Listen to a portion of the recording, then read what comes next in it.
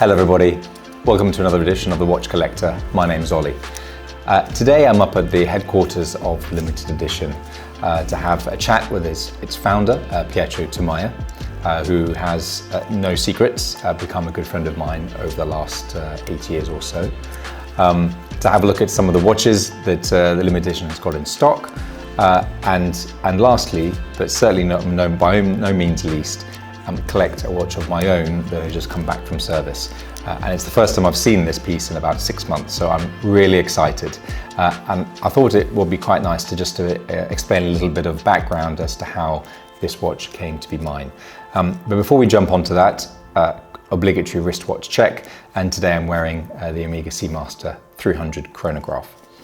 So the watch that I'm collecting today is my HYT H0 bespoke peak lapel edition.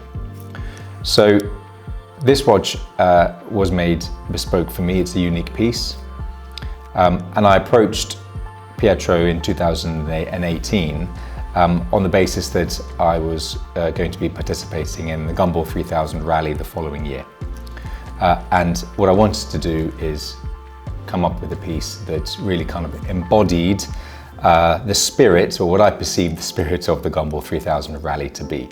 And there are lots of brands out there that have tried to either use the brand of the Gumball 3000 or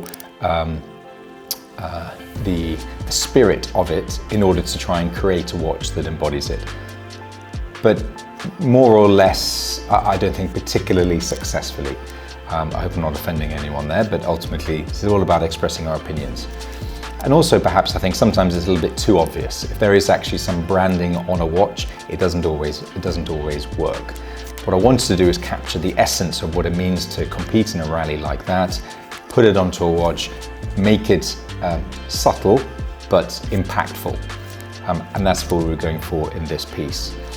Now, it was an absolutely incredible experience. Pietro and I flew to Neuchâtel at the beginning of 2019. The guys at HYT were absolutely phenomenal. Pietro having put me in touch with them, and we came up with a number of different options of how we thought the watch could look, using those inspirations and essences that I've spoken about.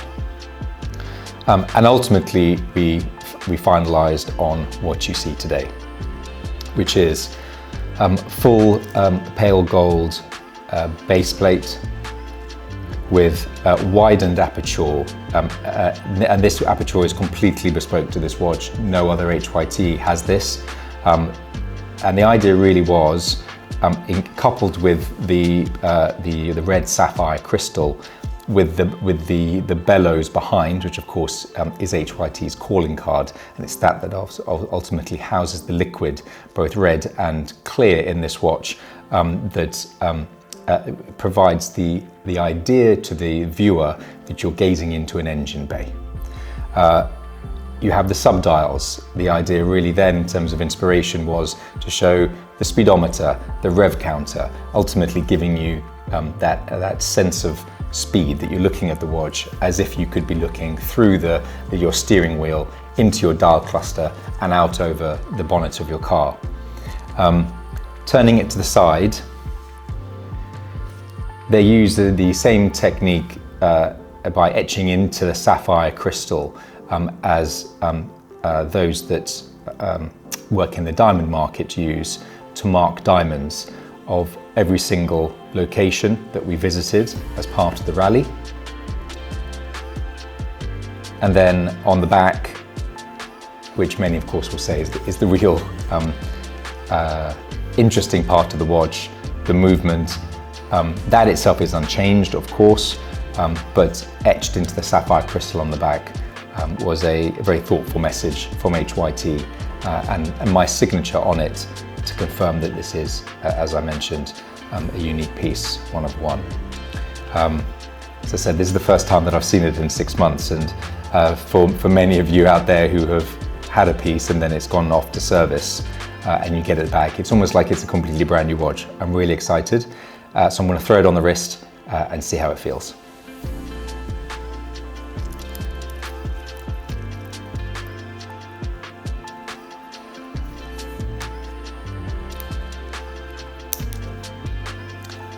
Straight away it's heavier than I remembered it being.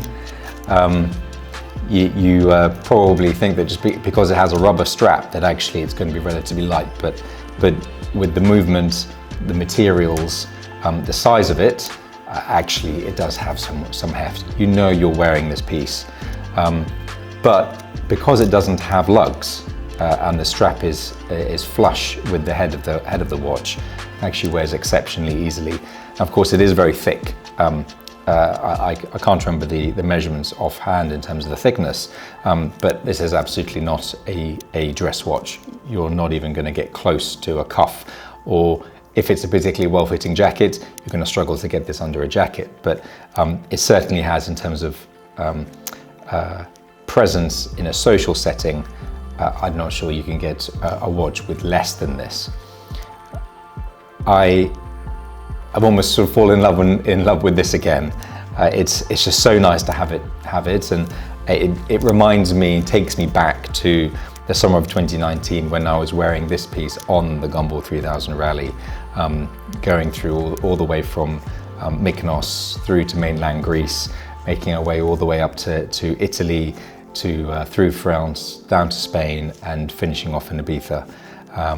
And of course I'm going to be biased, but personally I think HYT, with a little help from me and Pietro, they really helped to embody what I thought was the spirit of entering into a rally such as the Gumball 3000. So that's my HYT H0 unique piece. I would love to know what you think in the comments. Is it something you would love to do? You know, would you love to have a watch made and or sort of customized for you? And if so, what would it be? And what inspiration would you take if you were going to have that opportunity? Guys, thanks so much for joining. That's enough for now. We'll see you next time.